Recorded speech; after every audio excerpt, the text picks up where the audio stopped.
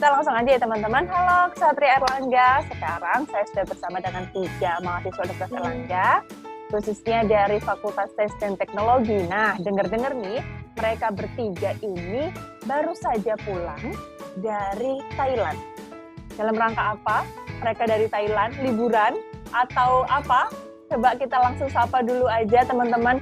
Di sini sudah ada Mas Ikhlas. Boleh say hi dong, Mas Ikhlas? Halo. Ada juga Mbak Indah. Hai.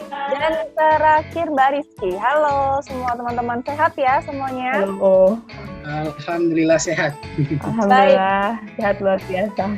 Iya, teman-teman, boleh dong ceritakan sedikit tentang di Thailand ngapain sih? Boleh dari Mas Ikhlas?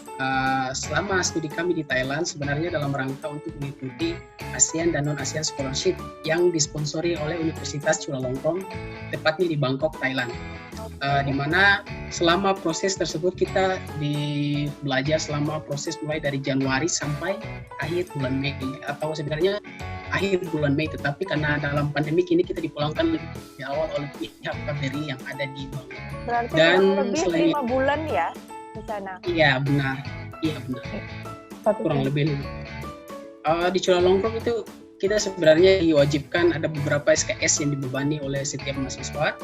Khususnya untuk S1 sama S2 juga beda SKS. Kalau untuk saya pribadi untuk yang program S2 itu diwajibkan sekitar 6 SKS. Tetapi di sana saya hanya diberikan oleh supervisor saya, atau di Thailand itu kami sebut sebagai ajan. Itu diberikan untuk mengambil penelitian terakhir saya tentang tesis atau penelitian akhir saya. Jadi selama di proses di sana saya melakukan penelitian di Chulalongkorn hanya untuk mengerjakan tesis atau tugas studi akhir saya. Oh, seperti mengambil data begitu ya berarti ya? Iya, benar, iya. Oh, oke. Kalau Mbak Indah ada nggak sih pengalaman seru selama di Thailand? Ini pertama kali atau sebelumnya pernah mengikuti program yang sama, Mbak Indah?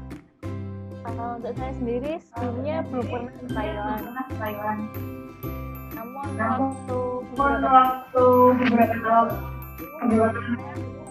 saya pergi ke Malaysia, tapi ternyata belum pertama. Oh, oke.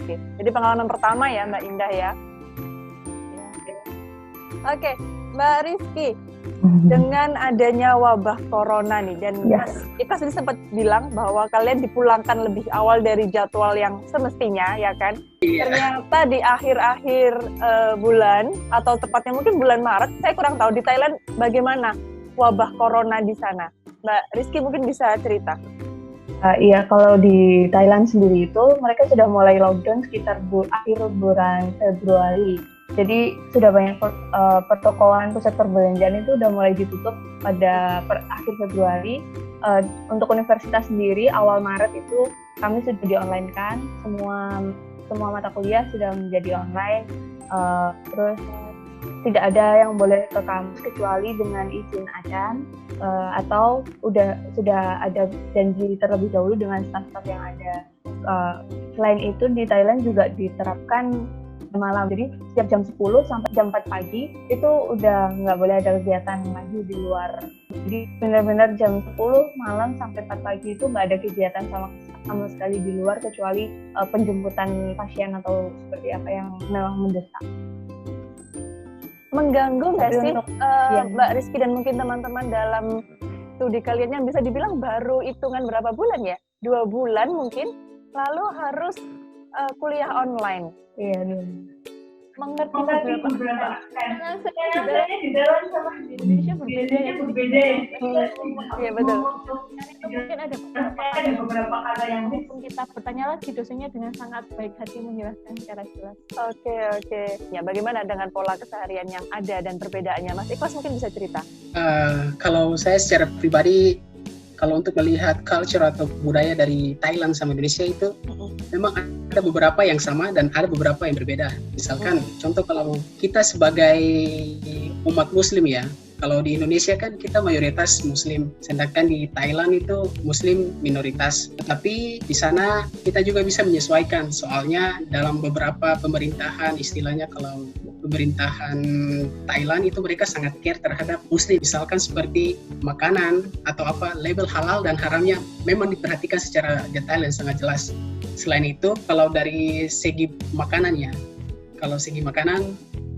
di Thailand itu juga ya bisalah terbiasa dengan cita rasa hampir sama.